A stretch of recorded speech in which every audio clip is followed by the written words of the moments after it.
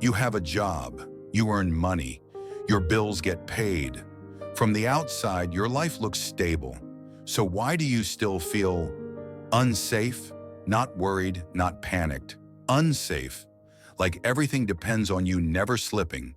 Like one bad month could erase years of effort. One medical bill, one layoff, one mistake. Money was supposed to make life feel safe. So why does it feel like the opposite?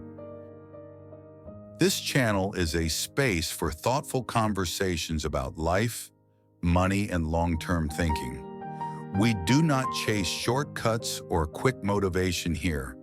We slow down, we reflect, and we try to understand what actually makes a life worth building.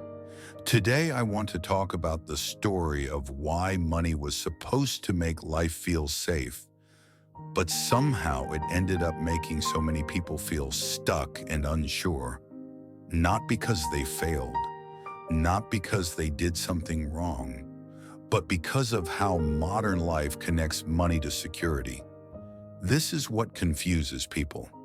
Most people are not failing. They are functioning. They wake up. They go to work.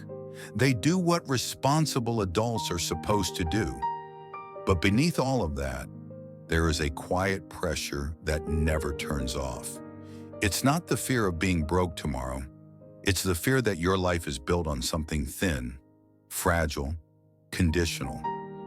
In the US, safety is often tied to systems that can change fast. Your job, your health insurance, your rent, your mortgage rate, your credit. So even when you're earning, your mind keeps asking the same question. What if something goes wrong? That question doesn't sound dramatic. It sounds practical. That's why it's so powerful. Money was meant to reduce uncertainty. That was the promise. Earn enough and you'll relax. Save enough and you'll feel safe. Work hard now and peace will come later. But for many people, money doesn't remove uncertainty. It concentrates it. Because the more stable your life becomes, the more it depends on stability continuing. You don't just have income.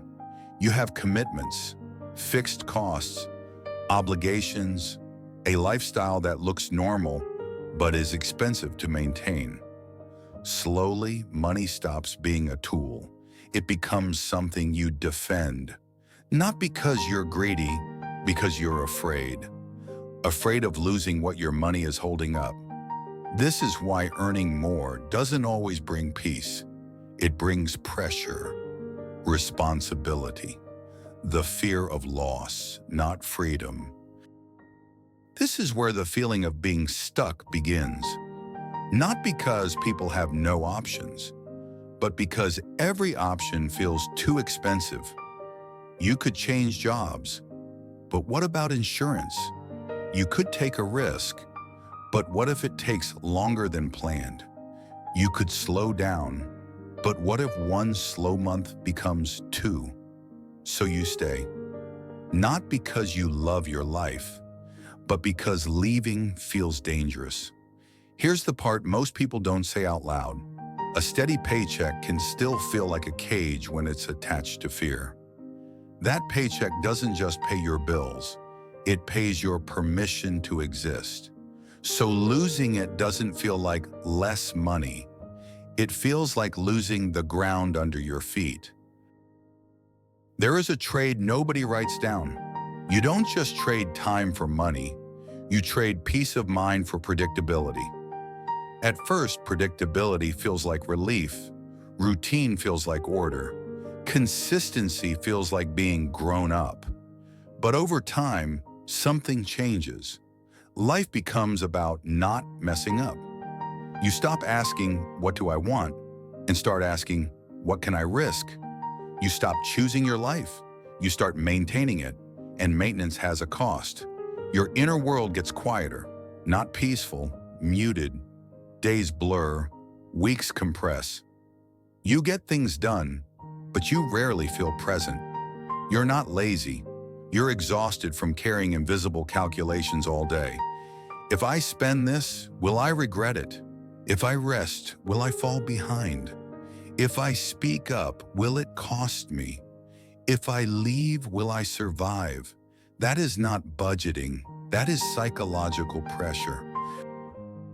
Money promised safety, but what many people received instead was fragility. Modern fragility doesn't scream, it whispers. It's the feeling that your life has no buffer, that you're always one event away from scrambling. Live like that long enough, and you start to shrink. Not physically, mentally. Your ambition becomes, don't mess this up. Your dreams become, maybe later. Your identity becomes, the one who keeps it together. People will praise you for that.